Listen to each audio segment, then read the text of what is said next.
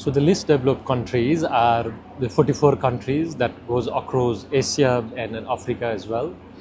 From our region, Bangladesh, Nepal, and a few other countries are the member of the least developed countries. So it's one of the major negotiating group because it's very difficult for our countries to negotiate as a country behalf. So it helps when you are in a group.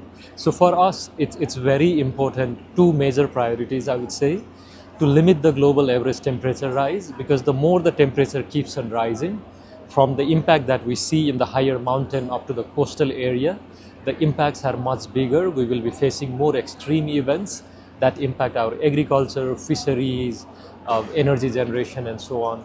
So a call for the global community to reduce the emission so that we can limit the global temperature rise to the situation where we can adapt with. The second highest priority is about finance, and in particular adaptation finance, where there is a role of mainly the developed country who has an obligation to support developing countries, to provide financial support.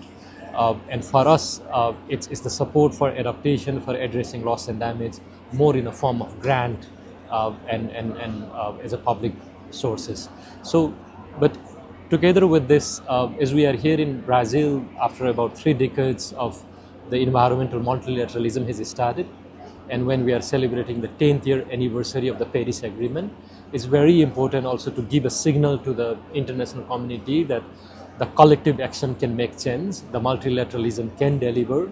So we are also very much hoping that a strong message that Brazil can deliver, the COP30 can deliver, that the climate action is something that we all are collective and can work with. Yeah, so today we are on the 5th day of the COP, and obviously the way our expectations are in the ground in terms of addressing the real need.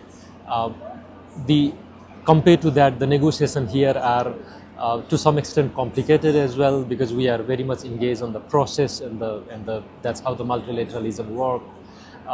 There are few agenda items that we were not able to agree on the opening day, and the president of the COP has been organizing the consultation on that relates to climate finance, that relates to trade related barriers, that relates to the country's climate action plan called LDC, and how strong they are so that they can lead us to 1.5 degree.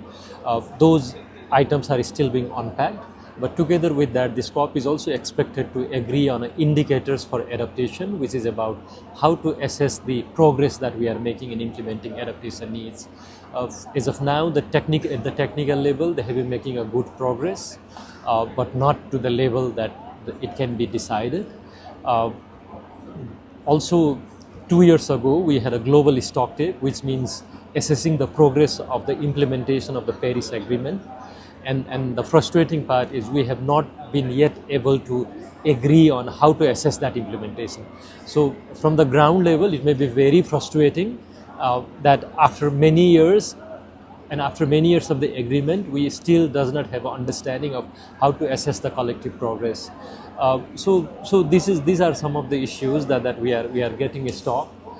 So how the process will move next week is we'll try our best to make progress on all this item on limiting the temperature rise, emission reduction, climate finance, adaptation, and few things on loss and damage this week.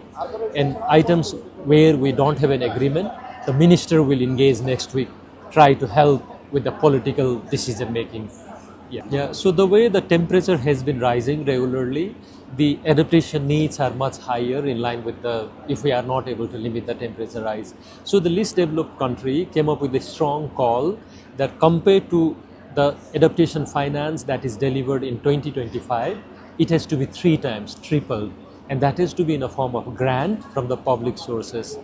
When we started this discussion a year ago, there wasn't many support at that time, but now we can see many countries, particularly from developing countries, have shown their support on the call from the least developed country.